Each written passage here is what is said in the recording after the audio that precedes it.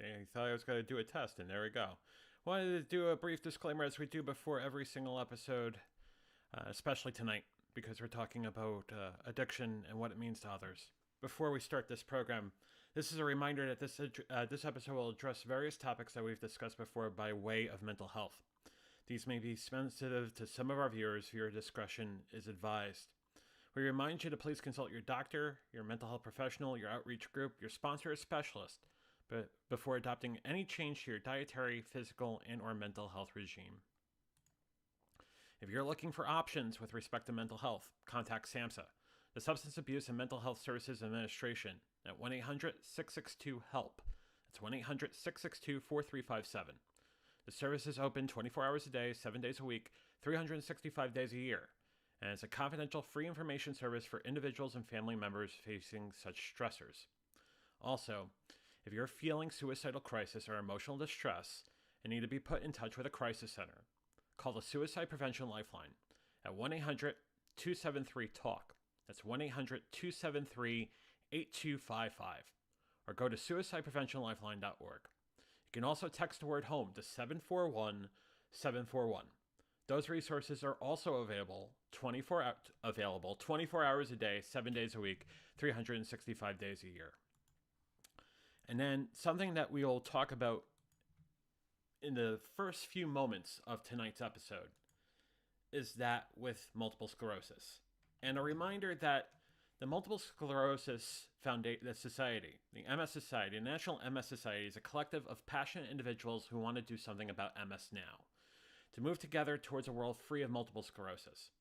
MS stops people from moving, but the National MS Society exists to make sure that MS doesn't. To contact the National MS Society, please call 1-800-344-4867.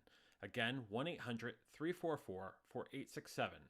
Or go to their website at nationalmssociety.org. And on that, let's begin. We've talked a lot about our own addictions, but tonight we're going to talk about what our addictions mean to other people around us, those that are our loved ones, our friends and our family, and what their addictions mean to us. This is the Venture Forward.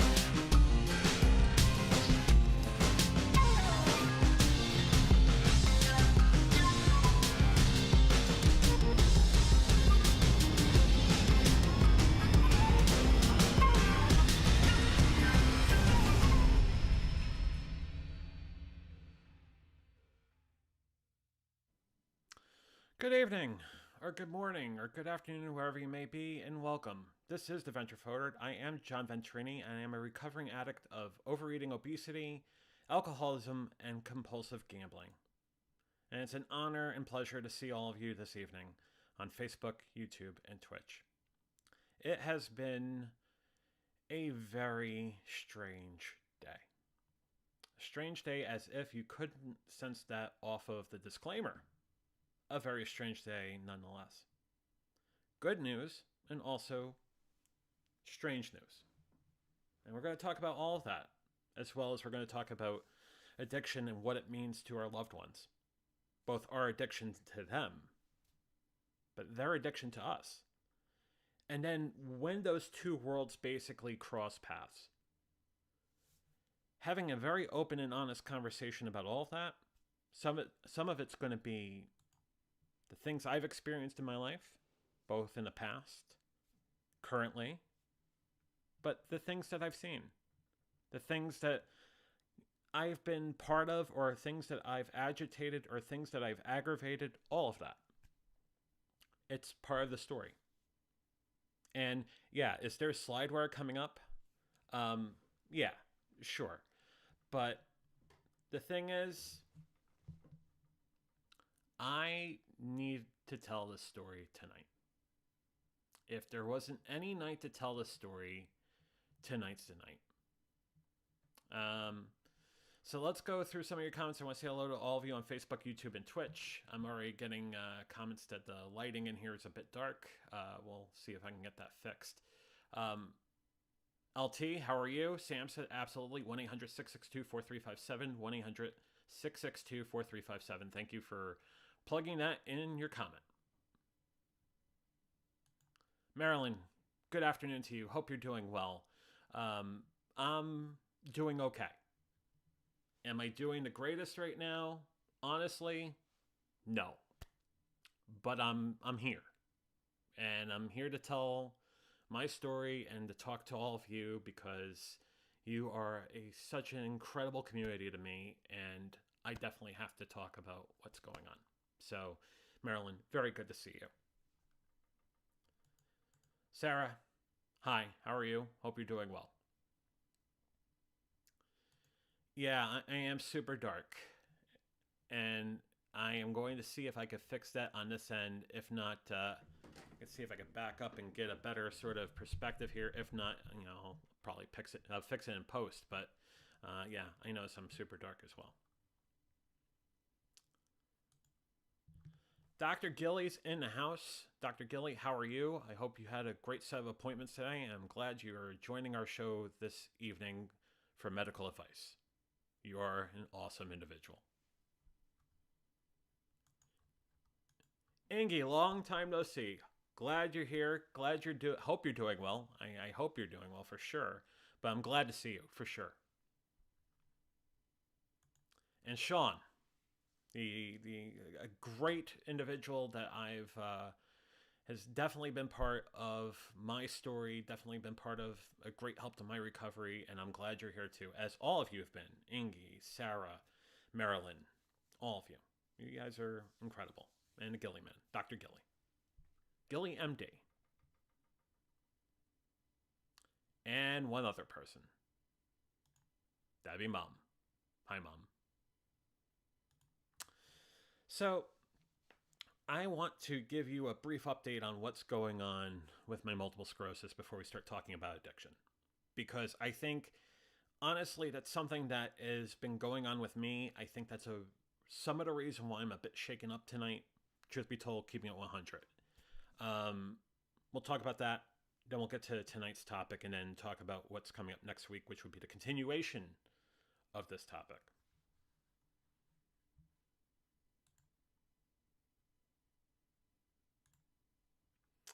All right. So this is called Addiction Around You, but we're going to talk briefly about what the go forward is with my MS treatment and why I'm a little bit concerned. We'll talk about that in a second. So, an update on the crevice. I've heard this pronounced 5 different ways. If someone has a good understanding of how that's pronounced, please let me know. It would certainly help me for sure. 5 months of the venture. Wanted to put in a brief plug because there was a very important conversation on the very first episode of this show. We're going to talk about my addiction and my friends and family, both the addiction that I have and the addictions that they have and how the two worlds cross together. So we'll talk about that. And we're also going to talk about things that are not said about either one of those. The things that you do to help the situation, but also understanding where the line is. Being fully understanding of that, and also understanding what codependency and co-addiction is in all of this. Because they are very real things. We've talked about that before on the show. And as part of this story, we're going to talk about that tonight. And then next week, we're going to take this one step further.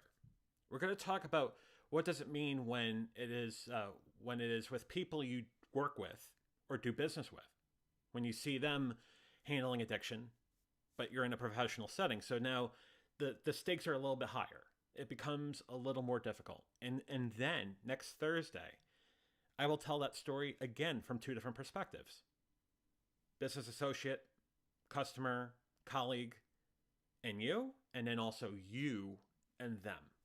Because again, it goes both ways. So we're going to talk about that then as well. A crevice, or service, or something that's going to be dripped in me for 6 hours, whatever you want to call it. It's a medication that's taken twice a year. It's a 4-hour infusion with 2 starter doses that are 2 weeks apart, and then that going forward is done every 6 months. I, within the last couple days, have been given an appointment for the first starter dosage on March 31st. That'll be less than 2 weeks from now. And the second one on April 14th, 2 weeks later. The thing about Oservis, or crevice, is that it's something that targets your B cells. And it's always been the thought that MS, as part of the demyelination, hovers around the B cells and the T cells to cause further demyelination by way of lesions, by way of all that, along your central nervous system, in your brain, all of it. What Oservis does is it targets the B cells, so the demyelination stops. It doesn't reverse what's been done. It doesn't reverse the lesions. It doesn't do any of that. But it does target the B cells that's continuing to eat away at the nerves in my brain and my central nervous system. So that is a step in the right direction. As we've talked about before on the show, is it a Lorenzo's oil? No, it's not. Far from it. But it's to stop what's going on right now. So it's something where it's not something that's done at your doctor's office. It's not something that's done at the CVS or the Rite Aid. It's something where you have to go to an infusion center. I'm going into Philadelphia on those 2 Wednesdays to get a 6-hour infusion done. It's a 4-hour infusion, says on the slide, but there's 2 hours of work that surround it. There's 1 hour of prep work that happens before the infusion, and then there's 1 hour of vitals check afterwards. So it's basically a whole day thing. It's something that is scaring me a bit, because outside of the Solumedrol, that sort of steroid that I was taking, first of all, back in 2011, when I had the first demyelinating disorder. But then what I also took earlier this year to kind of stop what was going on then. This is a very long infusion.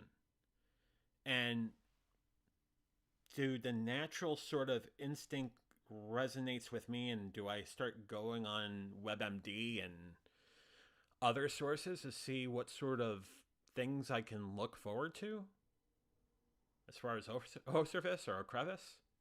Yeah, of course. The efficacy of the drug is good. It is very, very good. I think that's the reason why Penn Medicine and I are going steadfast in this. But again, there's always concern. There's always a worry. There's always things that are resonating to the top of my mind.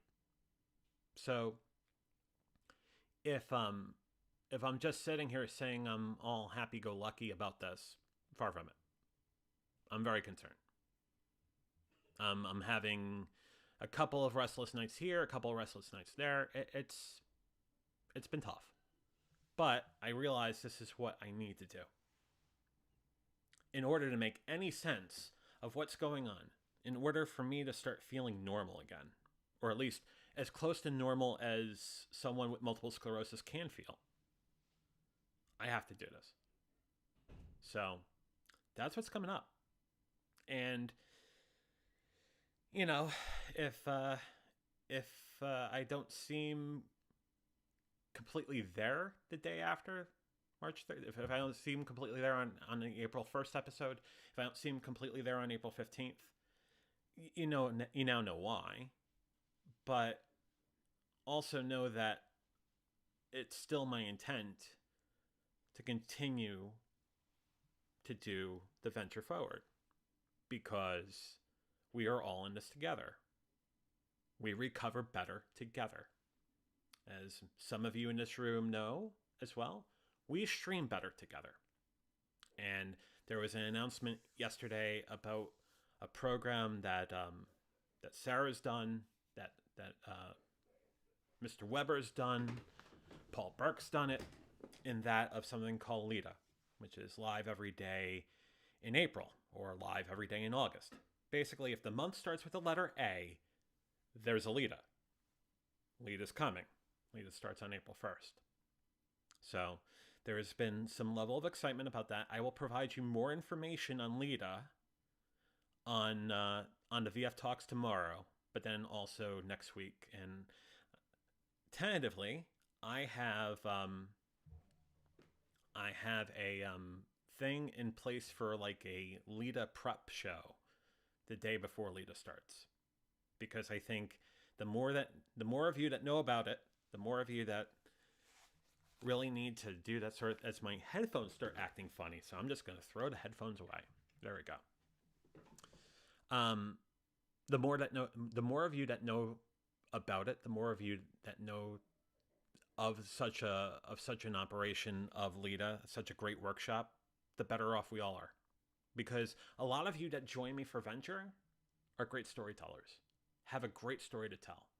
So if there's any time, not that this is a plug, shameless plug, maybe a little bit. If there's any time for you to take up Lita, a 30-day challenge for you to get in front of a camera and tell your story, now's the time. Now's absolutely the time. I did that back in August, and my life changed. My life changed for the better. So it's something that I'm a big proponent of. LT, we've talked about Lita a couple times, and he's very excited. He's definitely interested in Lita, and we'll talk more about Lita tomorrow on VF Talks. But that ended up being a plug. I wasn't expecting to go down there, but sure, I talked about Lita. And speaking of, let me go back to Maine for one quick second. Hello again. I'm still dark. I don't know what's going on. Still dark over here. Paul, how you doing? LT excited about the Lita, and then Paul saying, the L word. Lita. It's a thing that, if you ever were thinking about live streaming and telling your story, sharing more about you, whatever it may be, even if it's a question of you want to find a better presence to show your talents or whatnot, Lita's the place to do that. We'll talk more about that tomorrow. But I wanted to get on full camera to tell you that. And then to go back to a slide deck. So I'm going to do that now. Okay. So we talked about O-Service, O-Crevice. Quickly, 5 months of the Venture Forward. So the first episode premiered on October 15th, 2020. I would say that the Venture Forward was born out of Lita. That when we started Lita on August 1st, I realized that the path I wanted to go down, outside of writing a book, which again, I'm very close to finishing, but now there's the MS piece in there too. It was definitely my place to start sharing that. So yeah, those 31 days changed my life. But the very first episode of Venture on October 15th, we talked about addiction and recovery. The very first episode. And the guest on that show is Merck. Merck is a name that many of you know. He's part of the recovering addict group, but part of other groups as well. Great individual, great guy. Proud to know him. I've called him a very dear friend. He is a very dear friend, and I look up to him. So he was definitely a great guest. That link is down there, but if you look up Venture Forward 1.1, it's there too. he talked about something that I couldn't clip in time for this episode tonight, but he talked about the effect of his family and his addiction, and was definitely something that is eye opening. So if you have a chance to see the episode, it's an hour and a half long, but I think the part of the episode that is of relevance to what I'm talking about right now is around the 20-minute point. Very great conversation. Definitely need to see that. But been doing Venture Forward for 5 months. Very happy to be doing this for all of you, but I'm doing it it's been cathartic, right? It's been very helpful. Someone said, I'm going to bring the comment reel up and see what that does to my background and everything, but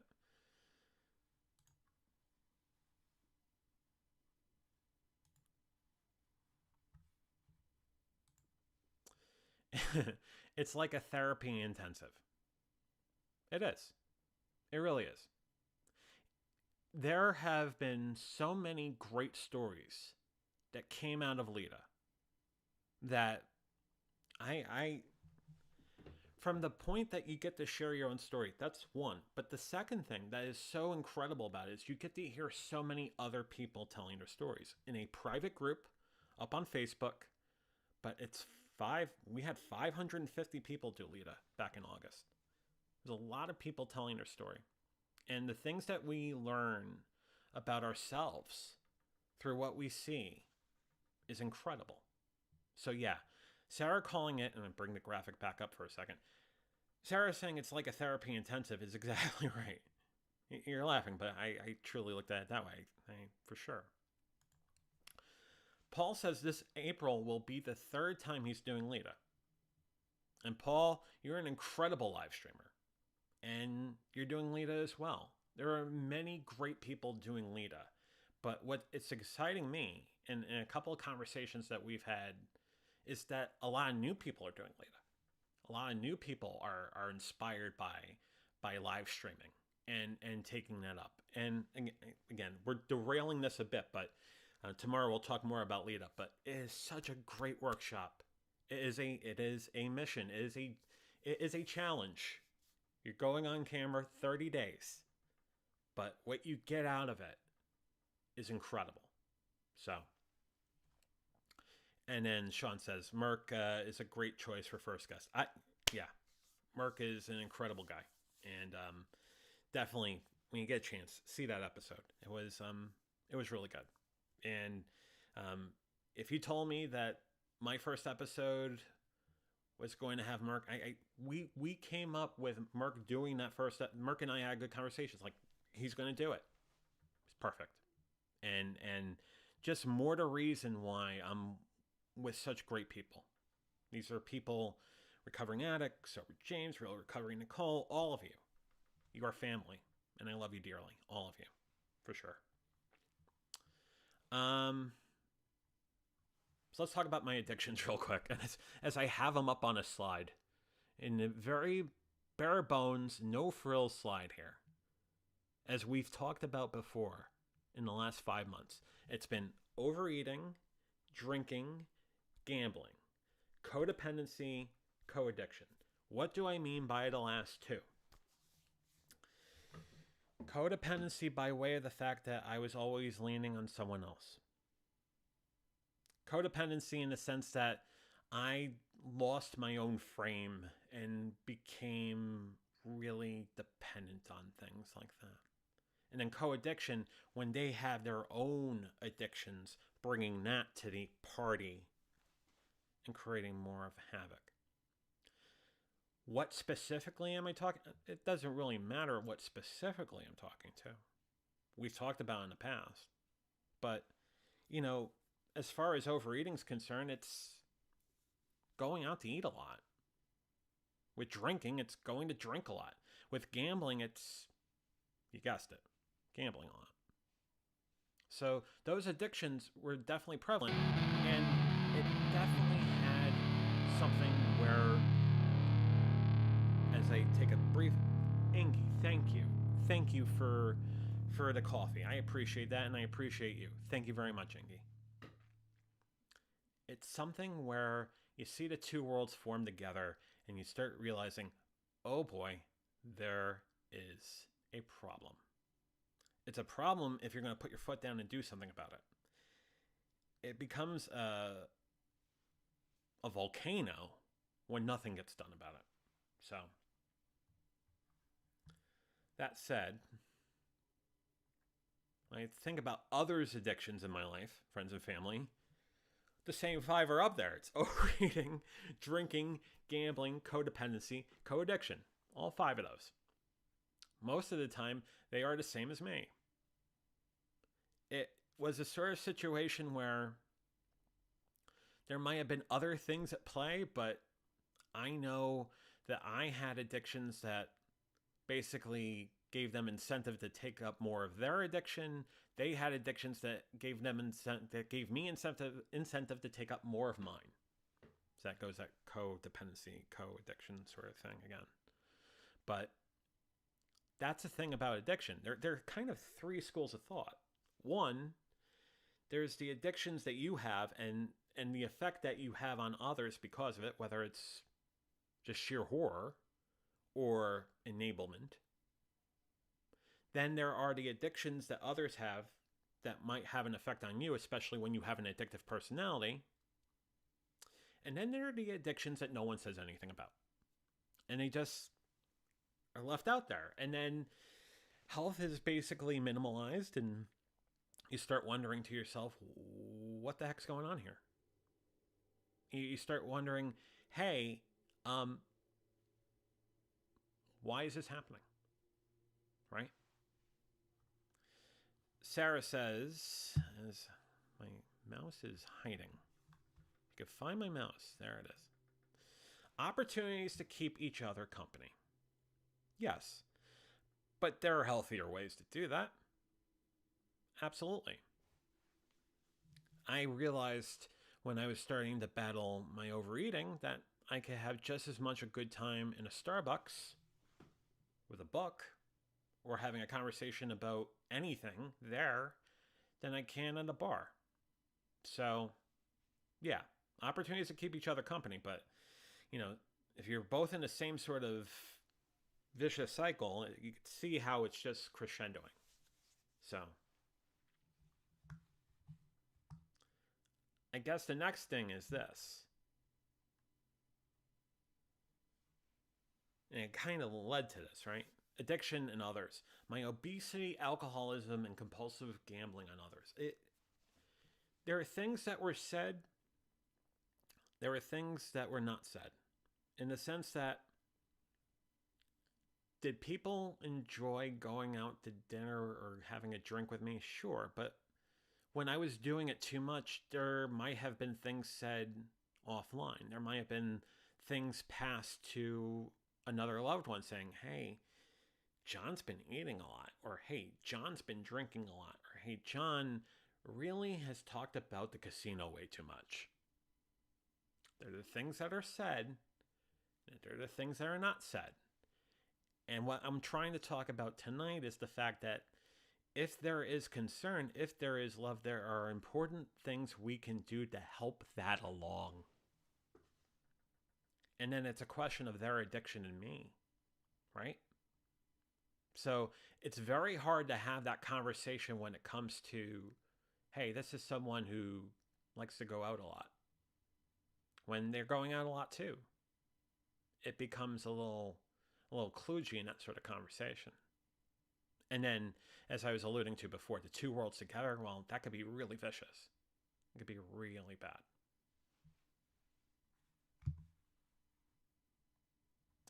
So what are the signs of addiction? And what I have up there is a list of addiction traits, a list of physical signs that are basically pertinent to a lot of levels of addiction. Now, granted, I got this off of a recovery site that talked to alcoholism, but this is true as far as overeating as well, to a certain degree. It's also common to drug use.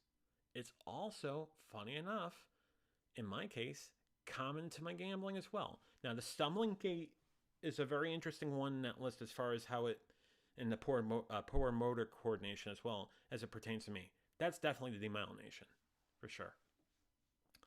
But the changes in appetite or weight, um, when you're drinking way too much, that happens. The shakiness or tremors at certain times of the day, when you haven't had a drink in a while, that happens too. Changes in sleep patterns is because you have other things on your mind and all of that.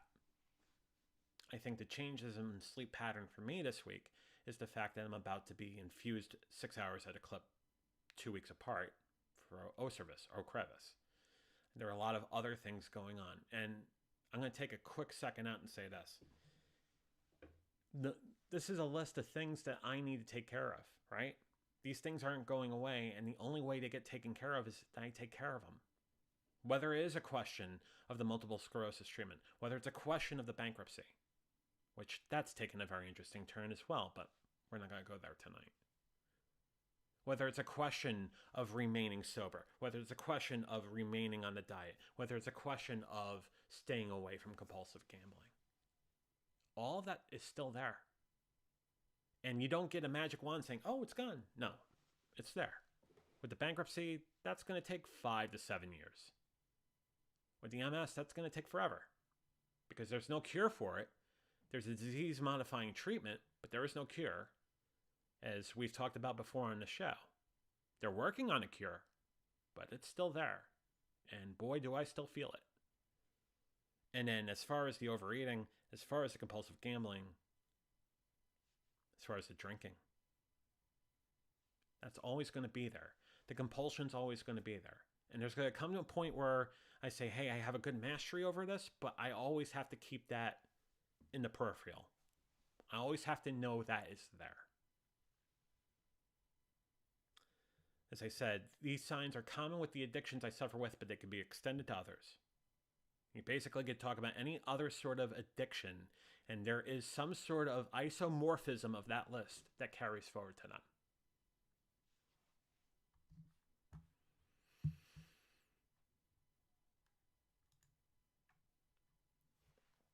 So the next question.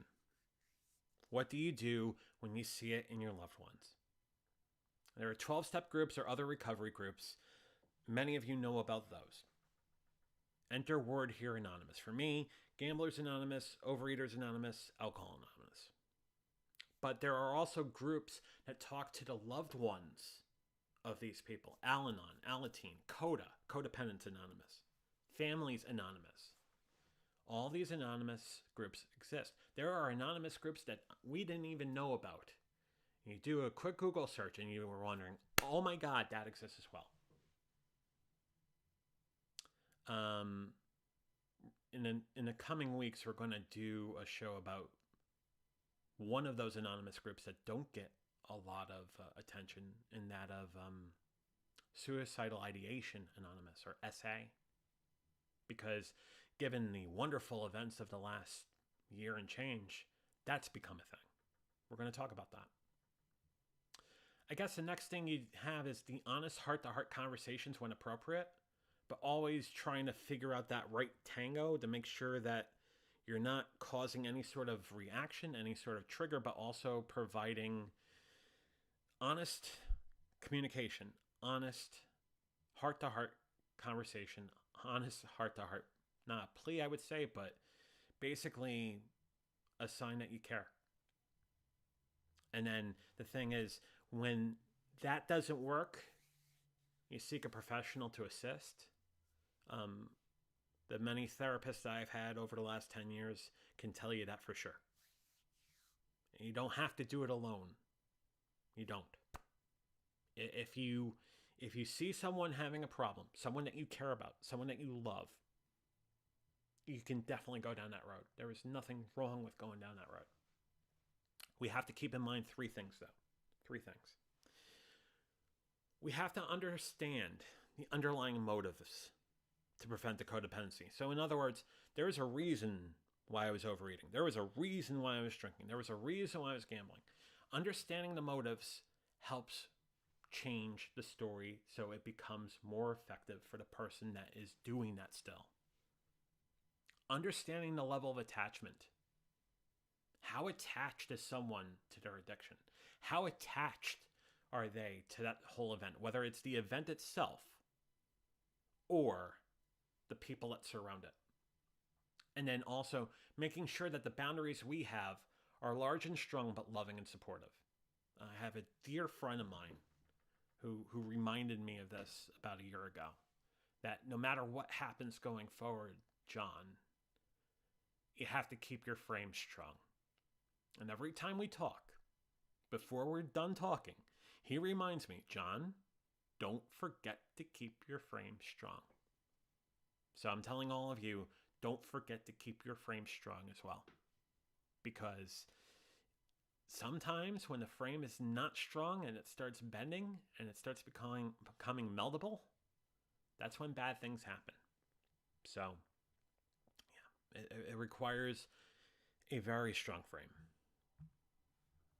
Sarah says, white knuckling it. Yeah, to a certain degree, but there might be areas where you can't necessarily white knuckle it. I'm fortunate that the things that I had, the things I treated the third time with the obesity, this round with the drinking, realizing that drinking has never been a friend of mine and putting that line in the sand, saying I'm not crossing that line ever again. The compulsive gambling and realizing that I've spent way too much money and lost way too much money gambling. Sometimes you can white knuckle it, sometimes you can't. And there's some people that need to go down the road of medication or whatnot for things that are a lot more extended. And be it for me to start talking about that, but there are some really intelligent people in this community that follow the Venture Forward, but that also run their own recovery groups that could talk a lot more about that. So I always say that if you ever need help with that, the best place you can go outside of talking to SAMHSA, I could bring that graphic up again, but it's also to talk to the preponderance, the wealth of support groups that have come together in the last year and a half. It's amazing. We talk about the horrendous events of last year, but it also gave us a chance for us to be really introspective and really starting to help other people. So, if at all anything, if it wasn't for last year, I wouldn't have gotten to know any of you. So, I'm really thankful for that. And it's something I know that I have formed friends that will be here for a very long time, if not forever. And for that, I will always love all of you for that. You have my undying love for sure. Let's see. So then we have a question. This is from the Recovery Village. This is a question of supporting versus enabling. So there comes that very tricky line. There comes that very tricky line in the sense that for many families, codependency is one of the underlying factors in addiction. We spent a couple episodes on codependency and co-addiction, and we'll probably be doing more about that soon as we're going to start talking about books that talk about codependency. Codependency is a behavioral pattern in which one member of a relationship enables another's addiction in order to gain approval, love, or power over the other. It's happened many times with me, with either I'm being the one that is that's being the aggressor in it, or the one that is promoting the addiction. There have been others that promoted addictions to me that had me jump on as well. This form of enabling often occurs in such subtle ways that it's hard to tell the difference between genuine support and codependency. Because when you have it in that deep, you realize that sometimes you're doing it inconspicuously. Sometimes you're doing it subconsciously. So sometimes, I would say more times than not, it is done subconsciously. But it's something that still could be just as devastating for the other person as it is ourselves. In many cases, the codependent partner isn't even aware that they are contributing to the loved one's destructive behavior. It's subconscious. We don't even realize it's happening until well after the fact. But if we know to look out for it, to realize that these are things that might be going on, we could probably stop that at the pass to a certain degree. I'm always of the thought that I'm still going to go see my therapist. I'm definitely journaling every day, and I'm definitely doing everything I can do to get my mind to a better place, especially by way of the fact that I have MS and I'm dealing with that too. The meditation has helped immensely. Even if it's short little meditation breaks during a day, it's helped. We have to keep our eyesight on us. We have to put that mask when it drops from the ceiling of the airplane on our face first before we take care of everybody else in the row. And then we can help everybody else. But if we don't put that mask over us and we lose cabin pressure, guess what? We just suffocated. So you have to remember that. But moreover, understand where everybody else is with that too, after you take care of that.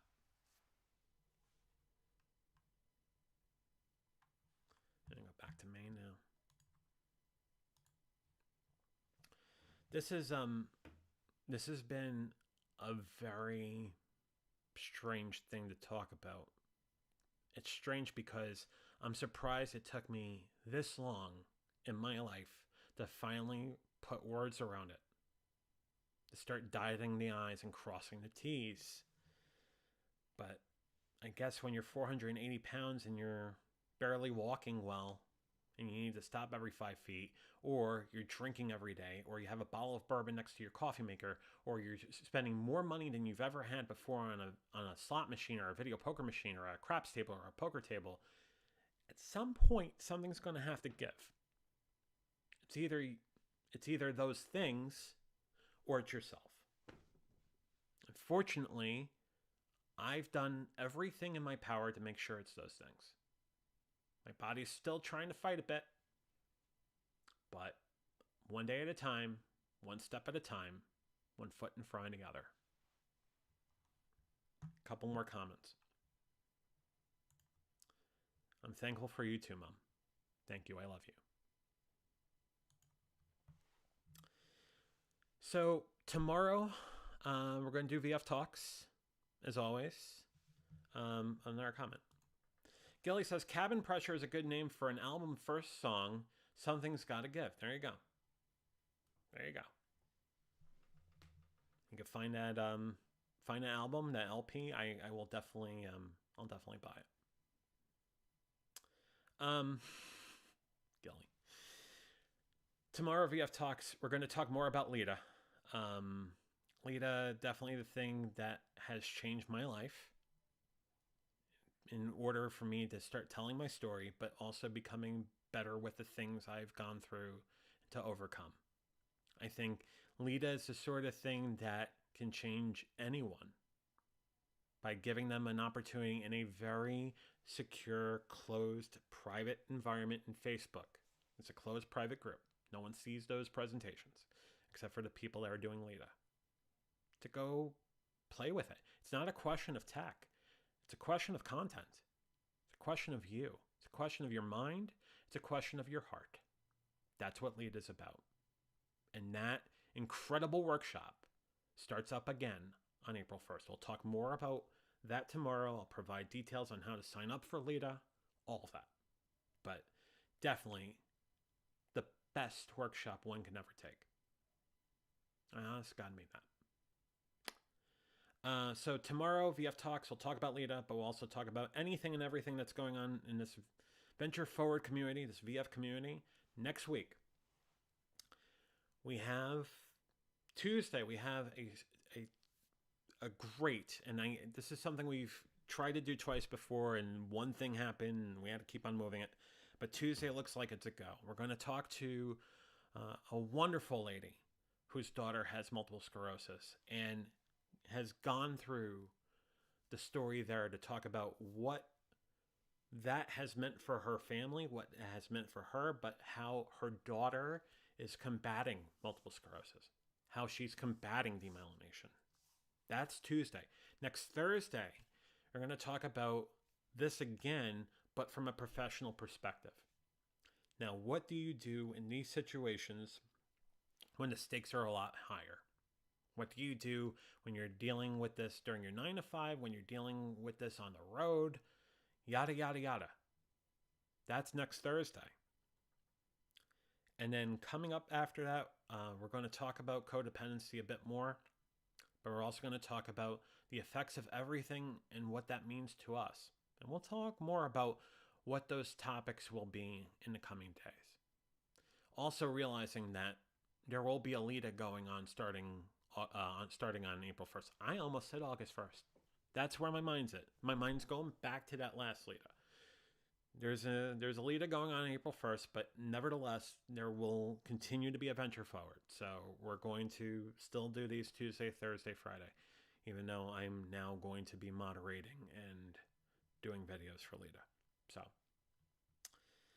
So that said, I'm going to tell you the same thing I tell you at the end of every single Venture Forward VF Talks. Stay safe, stay sane, stay strong, stay sober. You're worth it. I'll see you tomorrow night at 5:15 Eastern, 2:15 Pacific. Have a great night. And by the way, Mom, I love you too. Good night.